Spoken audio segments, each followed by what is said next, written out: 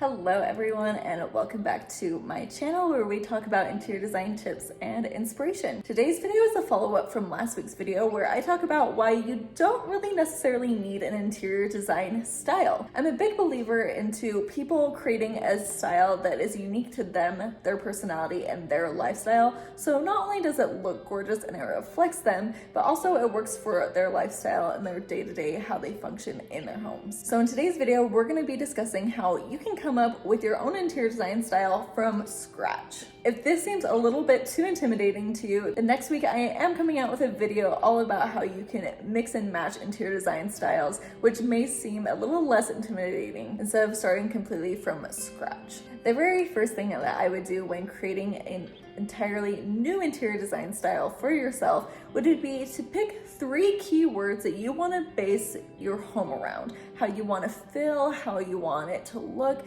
What are those words? This might be cozy, sanctuary, playful, organic, classic. You want a lot of character.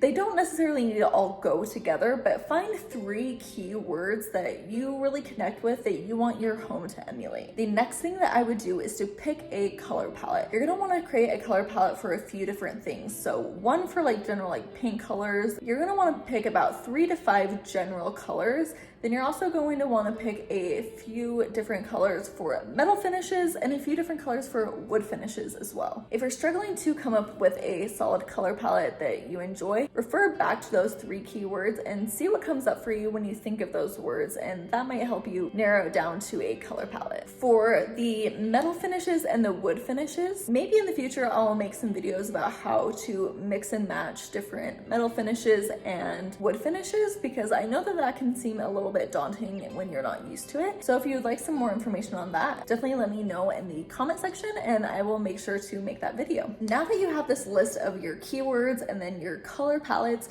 this is going to make it a lot easier to make sure that you have a cohesive design when you're starting from scratch. So step number 3 is when you are making those selection decisions, relate each of those decisions or selections back to at least 1 keyword and 1 color in your color palette. It's not always going to be realistic that each decision that you make is going to be related to each keyword that you have. But I think as long as you can relate it back to 1 color and 1 keyword, then that's going to really make sure that everything comes together in a cohesive way and to bring to life the vision that you have with your color palette and your keywords. So when you go to start making your selections, it's going to be a lot easier to narrow things down, and whenever you're having a hard time making a decision, referring back to your color palette and your keywords, it's really going to assist you in making those decisions. Obviously, when you're making selections, make sure that it pairs well with other things that you have already selected. So if you are, let's say, for example, redoing your kitchen, making sure that the color of the cabinetry and the backsplash and the countertops and the plumbing fixtures, the lighting, all those things, make sure that each of those reflect at least 1 keyword and a color, but then obviously please make sure that they all go together when you have them side by side. When you narrow it down to making sure that things relate to your keyword and your color palette, if you're still struggling to make a decision, try to be conscious how many selections you're making for each keyword. If there's 1 keyword that is lacking more than the other when you're making decisions, this can mean that maybe that keyword isn't as strong for you as you thought of, so you might want to consider changing that keyword.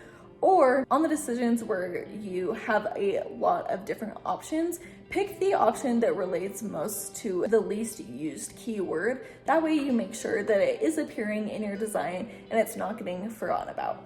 And that is my super simple and quick way how you can create your own interior design style without having to relate back to farmhouse or glam or minimalist. This is a good way for you to kind of create a interior design style that is unique to you, your personality, and how you're wanting your home to feel. There's a lot more that can go into this, but I think that that's a really good foundation to think of and to start with when designing your home. Like I said, if this sounded a little too daunting and maybe not enough guidance for you, then stay tuned for next week's video where I discuss how you can mix and match different interior design styles to create your own unique style, but still have the comfort of having different styles to refer to. I hope you enjoyed today's video. Thank you so much for watching, and I hope to see you next time.